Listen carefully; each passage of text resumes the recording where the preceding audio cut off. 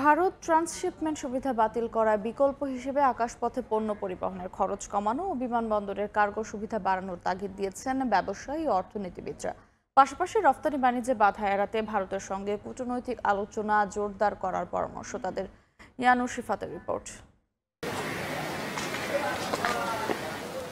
সম্পর্কের টানাপোড়েনের মধ্যেই ভারতের বন্দর ব্যবহার করে তৃতীয় দেশে পণ্য রফতানি করতে বাংলাদেশকে দেয়া ট্রান্সশিপমেন্ট সুবিধা প্রত্যাহার করেছে দেশটি। কারণ হিসেবে জানানো হয়েছে তাদের রফতানি বিঘ্নিত হওয়া এবং বিমানবন্দর ও অন্যান্য বন্দরে পণ্যজট কমাতেই নেওয়া হয়েছে এই সিদ্ধান্ত। তবে এতে নেপাল ও ভুটানের সঙ্গে বাংলাদেশের বাণিজ্যে কোনো প্রভাব পড়বে না বলে দাবি ভারতের। স্থলপথে কোনো সমস্যা না হলেও এই সিদ্ধান্তে ভারতের বিমানবন্দর ব্যবহার করে কোনো পণ্য রফতানি করতে পারবে না বাংলাদেশ, এমনটা উল্লেখ করে সাময়িক এই সংকটও সহজেই সমাধান করা সম্ভব বলে মনে করেন বাণিজ্য উপদেষ্টা।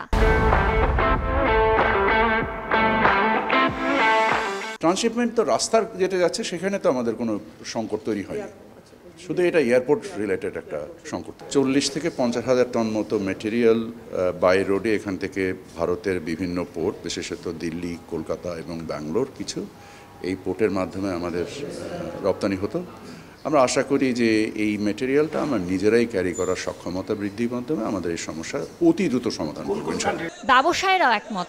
তবে দেশের বিমানবন্দর দিয়ে আকাশপথে পণ্য পরিবহন সুবিধা বাড়ানোর সঙ্গে খরচ কমানোর উদ্যোগ নিতে হবে সরকারকে।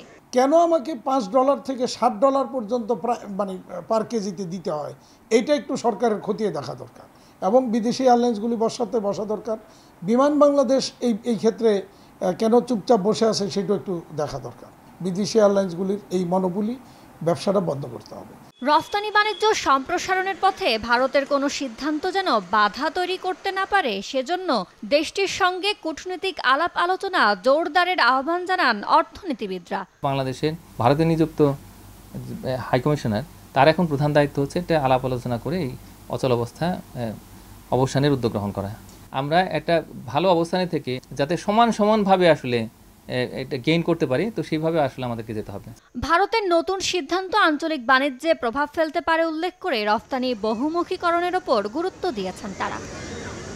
ইয়ানুর শিফাত, সময় সংবাদ, ঢাকা।